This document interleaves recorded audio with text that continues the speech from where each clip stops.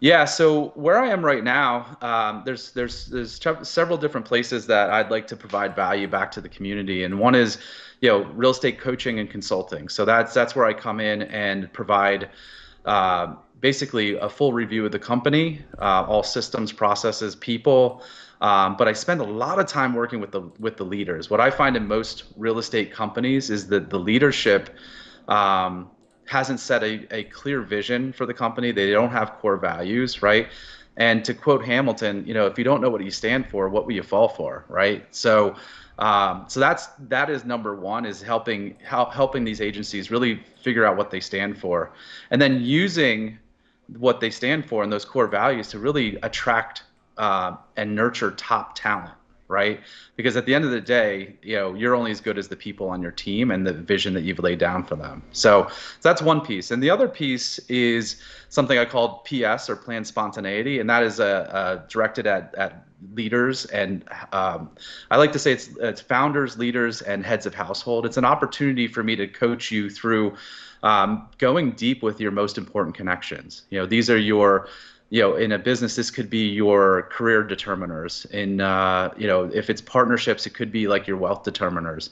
At home, it could be your happiness determiners. But how can you effectively, one, get to know them, so you see, hear, know them. Two, you cultivate the relationship, so you continue to do check-ins with them, so you continue to take in data. Like, think of yourself as a machine taking in, like, I know you because I've asked you these questions, so I have a questionnaire that I have all direct reports fill out, and then we cultivate that on a one-on-one where we go dig deep on what your mission, what the employees or direct reports or partners big goals are, so we know, like, hey, like, we're working towards this together.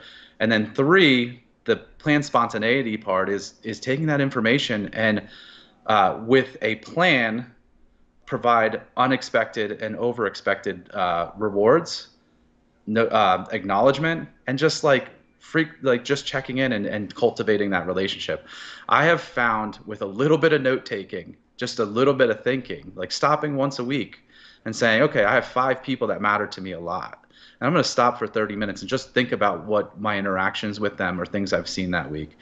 And then it doesn't have to be everybody, but maybe you go to one of them and say, I saw you walking that person down the steps that was having a hard day. That's the kind of people I want to be in business with. Or like Dr. Wayne Dyer. I love Dr. Wayne Dyer. He, another bald guy, by the way.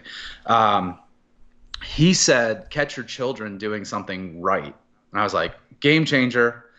So I would say I use that also in business. Like, catch your direct report doing something right, and let them know about it. Like, that stuff is game changer. That changes the temperature in the room for sure. Yes, we often fall into that trap of pulling people up and just not really appreciating the things they're doing right. And when you do actually just acknowledge that, just in the smallest way, people feel so much better, and they it breeds real loyalty, and they will, they're on the same path. That's great, Jesse. So if you are out there and you have a little bit of a culture problem, you haven't quite got the team focus happening. Have a chat to Jesse, because Jesse's done it over a long period of time. And thank you, Jesse, for coming on, and also well done for getting to the